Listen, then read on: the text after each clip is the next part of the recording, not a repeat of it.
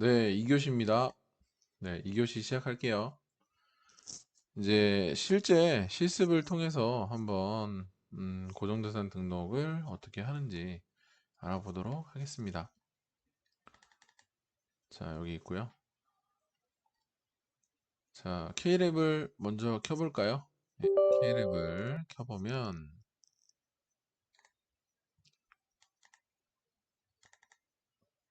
자, 어느 메뉴냐면 여기입니다. 오늘 할 거는 고정자산 및 감가상각이라는 요 메뉴를 해볼 거고요. 그리고 맨 처음에 이제 해야 될 게 고정자산 등록이라는 메뉴를 클릭해 보세요. 그럼 이런 메뉴가 나와요. 자, 여기다 입력할 내용들을 이제 한번 해볼게요. 자, 화면부터 한번 확인을 해 보겠습니다. 그죠? 여기 보시면 자산 계정 과목, 그리고 자산 코드 명, 취득 연월일, 상각 방법, 그리고 기본 등록 사항, 추가 등록 사항 이렇게 있어요. 여기 보시면 이거죠 지금. 네, 크게 해볼게요. 자, 자산 계정 과목은 여기에 이렇게 갖다 놓으시고, 그죠? 갖다 놓으시고 요 말풍선을 클릭해 보시면 이 선택할 수 있는 코드가 숫자가 195번 설비 장치부터 밑으로 내려보시면 무한정 나오는 게 아니고요. 228번 웹사이트 원가라는 계정 이름까지 몇 개 없죠? 예, 요것만 선택이 가능해요. 이게 의미하는 바는 다시 말하면 감가상각 대상 자산이 우리 프로그램 상에서는 코드 번호 195번부터 228번 사이에 들어가야 될 지출에 대해서만 이런 계정 과목들에 대해서만 감가상각 대상 자산이므로 그 계정 과목들만 선택이 가능하도록 이렇게 세팅이 되어 있습니다. 그래서 가장 대표적인 게 건물이죠. 건물을 선택해 볼까요? 자, 건물을 선택해 보면 자산 계정 과목 202번이 선택됐고요. 그러면 조정 구분은 지금 전체가 있고 미삼각분, 양도분, 폐기분 이렇게 세 가지가 있어요. 미삼각분, 양도분, 폐기분. 얘네들은 왜 의미가 있냐면 세법에서 우리 상각이 완료된 자산에 대해서는 뭐 비만 기록으로 1,000원 남겨놓고 계속 관리한다는 거, 그죠? 그리고 그 1,000원은 이제 실제로 진짜 폐기하게 되면 폐기했을 때 해당 그 1,000원만큼의 감가상각비를 또 인식해주고 또 중간에 기중에 양도하게 되면 그 양도일이 속하는 해당 월까지 감가상각을 이제 할지 말지 이런 문제도 좀 있고 구분할 필요가 있죠. 그리고 이쪽에 경비 구분 이걸 보시면 또 얘를 여기 아래 화살표라고 해야 되나 이걸 화살표인데 이제 아래쪽 방향 얘를 클릭해 보면 그죠? 경비도 0번은 전체를 의미하고요. 여기서 숫자 제가 만약에 6번을 누르면 이렇게 800번대 판관비라고 되어 있습니다. 이렇게 선택이 되죠. 그럼 이게 의미하는 바는 뭘까요? 이제 잘 아시죠?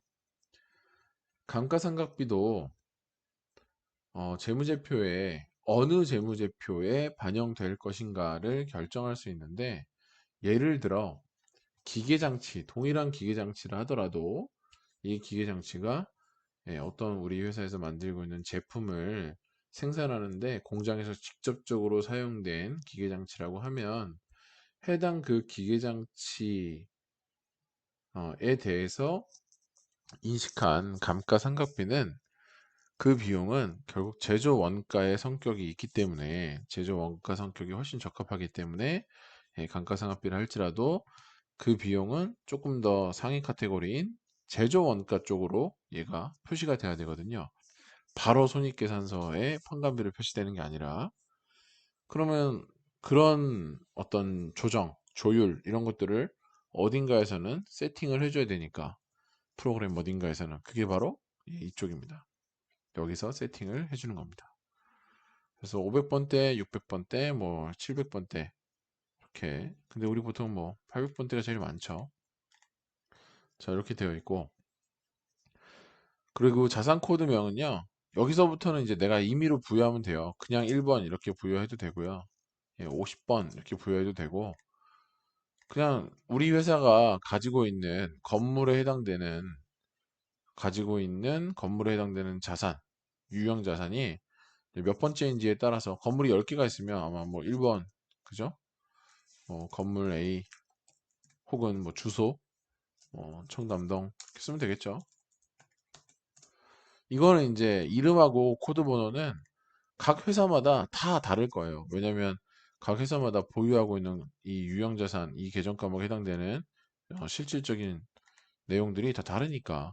그래서 이 취득한 연도도 뭐 2018년일 수도 있고요. 그죠? 이게 다 다르기 때문에 우리 회사는 건물이 10개야. 그러면 이제 10개가 쭉 다 써지겠죠. 자, 이렇게 됐습니다. 그리고 여기서 자산 코드에 이제 기재되는 추가적인 내용이 기초 가액은 얼마인지, 정기말 상각 누계액은 얼마인지 이런 내용들을 1번부터 20번까지 쭉 입력을 해주셔야 돼요. 그러면 이제 문제를 한번 풀어볼게요. 자, 여기 쭉 한번 읽어보시고요. 자산명과 주요 등록 사항 해서 뭐 계정 과목이 뭐냐. 그다음에 자산 코드는 1번부터 999999까지 선택할 수 있고요. 그리고 해당 자산의 구체적인 이름, 그다음에 취득 시기, 감가상각 방법 이런 것들을 선택하면 된다. 그죠? 그다음에 기초가액은 뭐다. 쭉 이렇게 내용이 있습니다. 자, 실무 문제를 한번 그냥 바로 풀어보겠습니다. 자, 다음은 주식회사 카톨릭의 고정자산 보유 내역이다. 보유라는 말이 빠졌지만 보유 내역이다. 고정자산을 등록하며 자산 코드는 편의상 순서대로 1번부터 해라. 이게 이거예요. 지금 하는 말이 여기 숫자를 그냥 1번부터 하라고요. 네, 편의상. 그 다음에 2020년 3월 12일 날 취득한 기계장치, 구체적인 그 기계장치의 이름은 여기에 들어갈 자산명이죠. 이름은 기계 MC101인데 이미 반영되어 있고 조립 MC201의 세법상 한도액과 회사 계상액은 세법상 한도액 기준으로 반영한다 라고 되어 있습니다. 이게 아직 무슨 말인지 잘 모르겠지만 한번 해보고 설명을 드릴게요. 자, 여기 건물부터 한번 해볼까요? 자, 건물.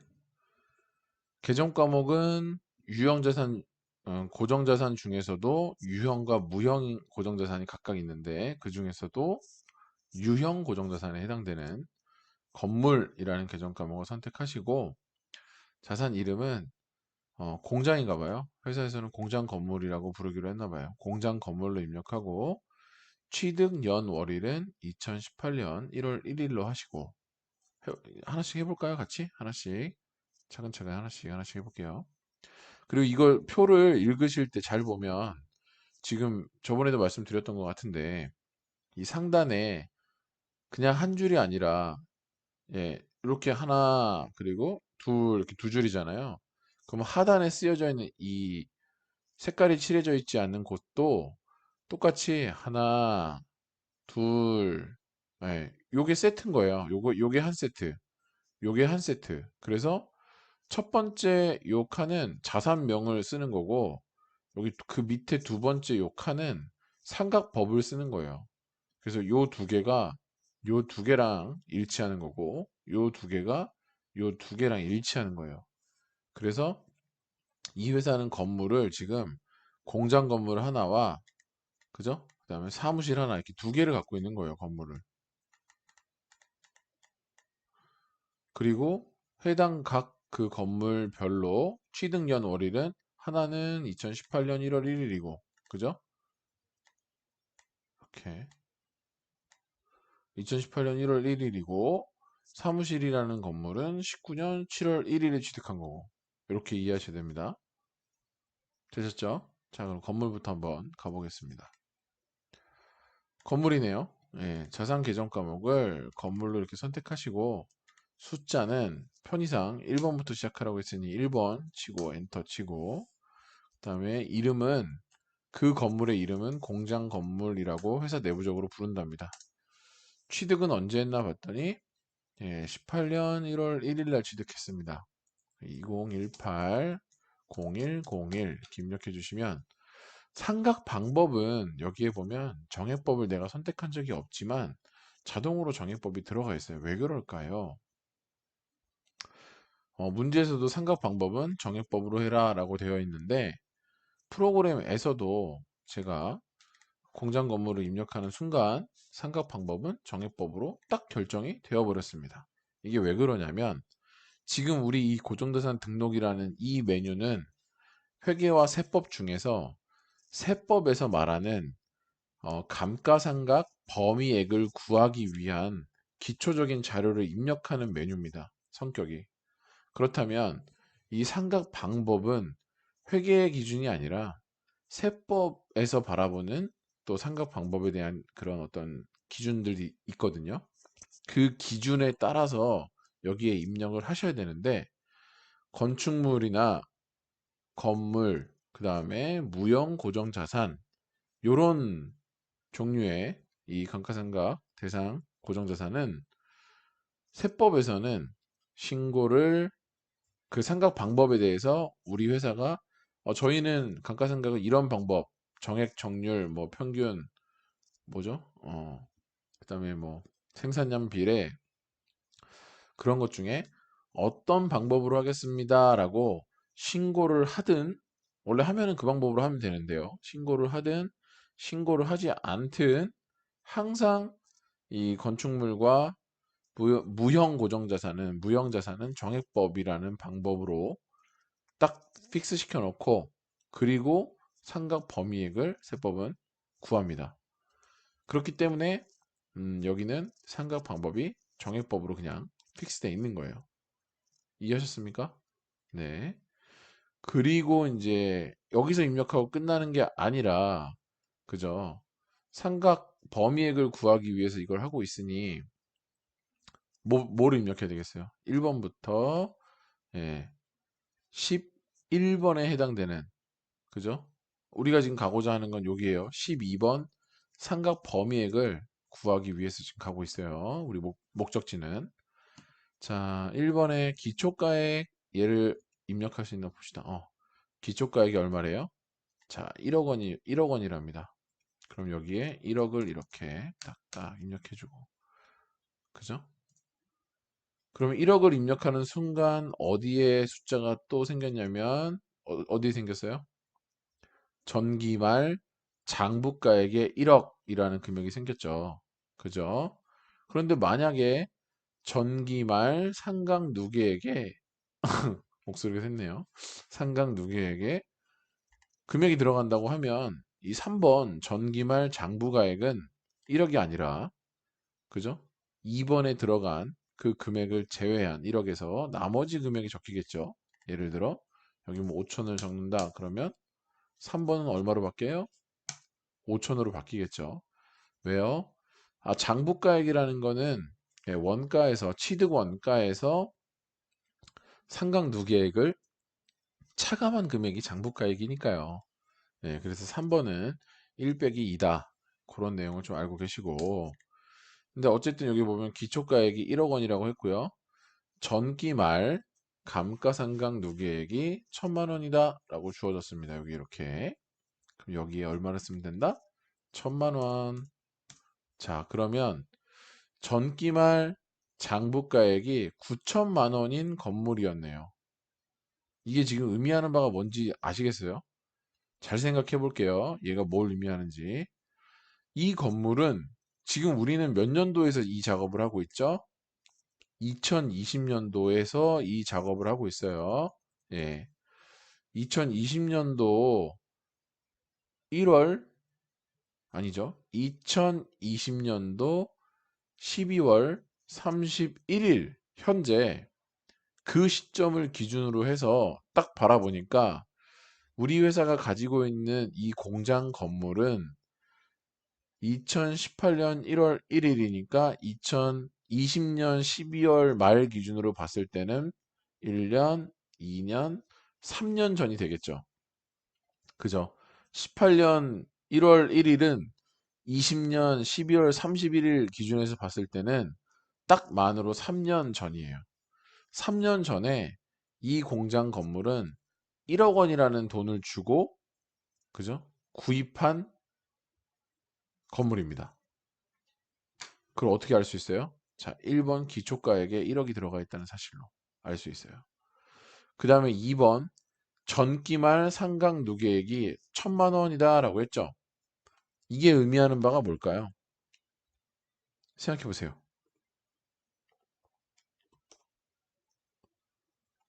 생각해 보세요. 그렇죠. 감가상각을 2018년 1월 1일부터 12월 31일까지 1년 동안 500만 원만큼 했고, 그 다음에 2019년 1월 1일부터 12월 31일까지 1년 동안 또 500만 원 이렇게 해서 2019년 12월 31일 현재, 그게 이제 2020년 입장에서 봤을 때는 19년이 단기가 아니라 전기니까 2019년 전기 말이니까 19년 12월 31일을 말하는 거예요. 19년 12월 31일 현재 감가상각 누계액이 18년도에 감가상각비로 인식했던 500만 원과 2019년도에 인식한 감가상각비 500만 원 두 개를 합쳐서 1,000만 원만큼이 지금 이미 존재한다는 뜻이에요. 2019년 12월 31일 현재. 자, 그러면 우리는 2020년 12월 31일 현재 입장에서 봤을 때는 이 공장 건물은 어, 9천만 원짜리인 거예요. 9천만 원짜리인데 2020년 1년 동안 얼마만큼의 또 감가상각을 더 인식하면 될까? 얼마만큼 인식해야 세법이 정해놓은 감가상각 범위액이라는 기준을 넘지 않을까? 이런 것들을 지금 살펴보는 겁니다. 3번까지는 이해됐어요. 이제 정기말 장부가액은 2019년 12월 31일 현재 이 건물은 9천만 원이라는 재무상태표에 9천만 원으로 표시되어 있다. 자, 그 다음에 네 번째, 단기 중 취득 및 단기 증가라고 했습니다. 요거는 지금 우리는 이 공장 건물을 2020년에 와서 입력하고는 있지만 해당 건물은 2020년에 취득한 게 아니라 2018년도에 취득한 거잖아요. 그쵸? 요런 경우에는 이 건물의 취득 원가를 기초가액이라는 이 1번 칸에다가 입력해 주셔야 되는 거고요.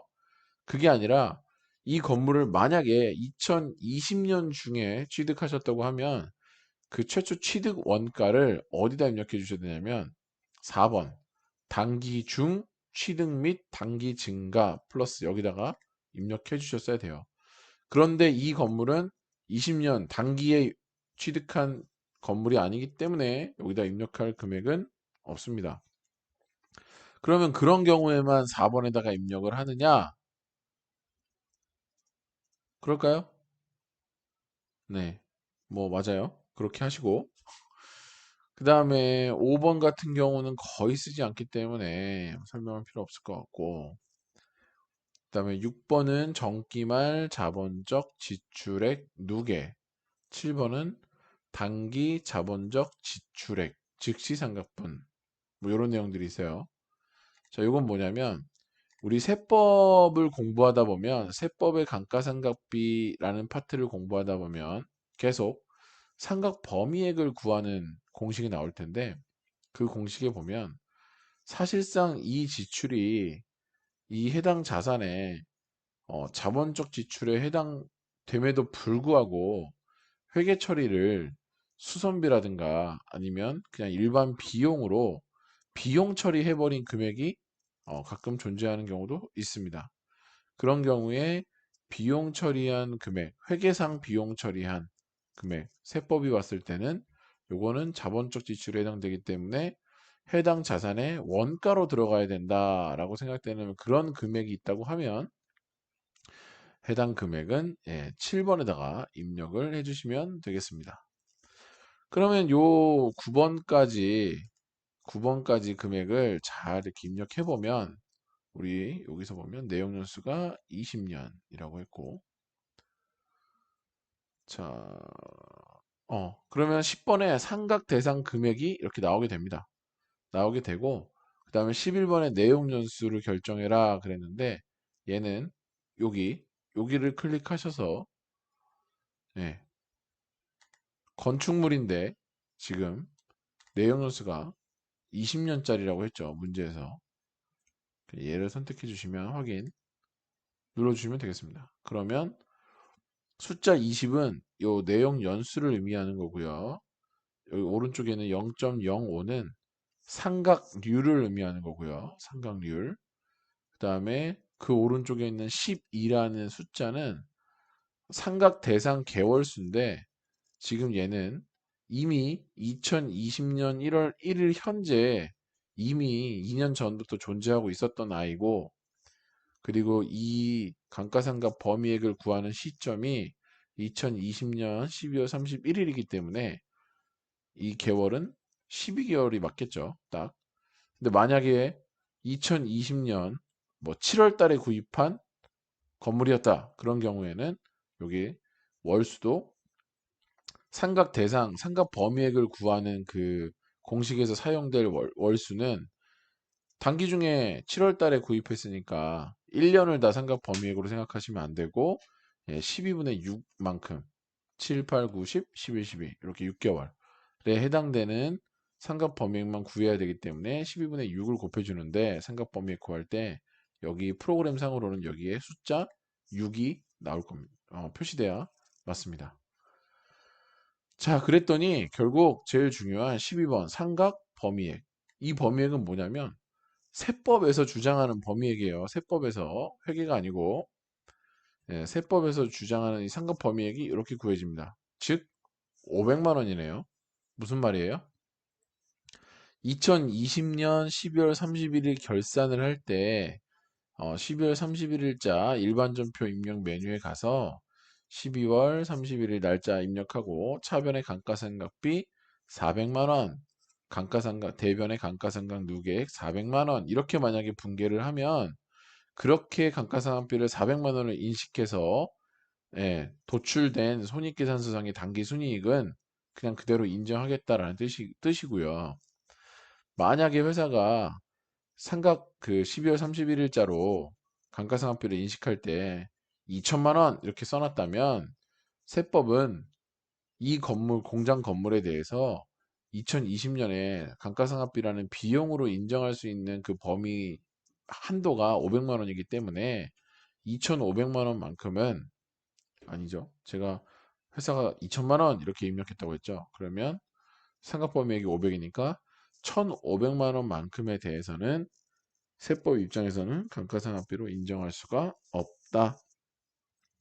뭐 그런 것들을 판단할 수 있는 예, 좋은 툴이 되겠죠. 지금 이게 이해되셨나요? 네. 그래서 13번의 회사 계상액은 일반적으로는 세법에서 정하고 있는 한도액을 딱 넘지 않는 그 금액까지 계상한다라고 가정해서 이 프로그램에서는 동일한 금액이 이렇게 산출되게 되어 있는데 만약에 실제 회사는 이 금액과 다른 금액을 결산해서 감가상각비로 인식했다고 하면 실제 인식한 금액을 이 사용자 수정을 누른 후에 여기다가 수정해서 입력해 주시면 되겠습니다. 근데 그 금액이 12번보다 13번이 더 적은 경우에는 인식한 금액이 더 작은 경우에는 어떻게 돼요? 별도의 세무조정이 없을 것이고요. 근데 만약에 더 큰 경우에는 이 12번에 있는 상각범위액을 초과하는 금액에 대해서는 이제 세무조정, 즉 송금, 불산입, 감가상각비 한도 초과 뭐 이런 류의 세무조정이 발생하게 될 겁니다. 그 다음에 경비 구분은 여기 600번, 600번이 아니죠. 6번, 800번 대 판관비로 선택이 되어 있으니까 경비 구분도 건물은 500번대네. 그럼 여기서도 선택을 1번을 해주셔야 돼요. 여기서 1번 선택해 주시고 이렇게 해주셔야 이 메뉴를 이용해서 계산되어진 감가상각비라는 금액이 자동으로 제조 원가 명세서로 반영이 됩니다. 자, 단기말 감가상각 누계액은 1,500. 왜요? 2018년도에 500, 19년도에 500, 20년도에도 500을 한다고 치면 1,500이 되는 거죠. 그 다음에 단기말 장부가액은 최초 취득가액 1억 원에서 지금까지 상각 누계액이 1,500이기 때문에 해당 상각 누계액을 체감해주면 순수한 장부가액이 나옵니다. 되셨죠? 그 다음에 이제 18번, 19번은 실제 이런 일이 있을 때 날짜를 입력하시면 되고, 자, 20번의 업종은 여기 숫자 13을 입력해라 라고 되어 있습니다. 이렇게 해서 13이 뭐냐? 요거네요. 제조. 요거를 선택해 주시면. 자, 그러면 이제 공장 건물에 대해서는 요런 핵심적인 감가상각 범위액을 구할 수 있는 핵심적인 요소들에 대한 숫자를 다 입력해 줬기 때문에 예, 이제 매년 해당 건물에 대해서 감가상각비를 얼마만큼 인식해야 세법상 한도를 초과하지 않는지가 자동으로 계산이 계속됩니다. 아시겠죠? 어.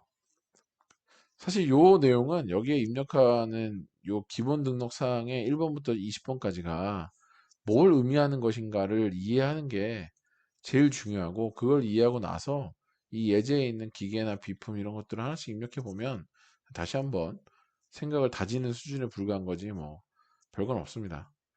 자, 여기까지 하고 또 3교시에 좀 이어서 해볼게요. 예, 계속 길어지면 여러분 집중력 떨어지니까 3교시로 넘어가겠습니다.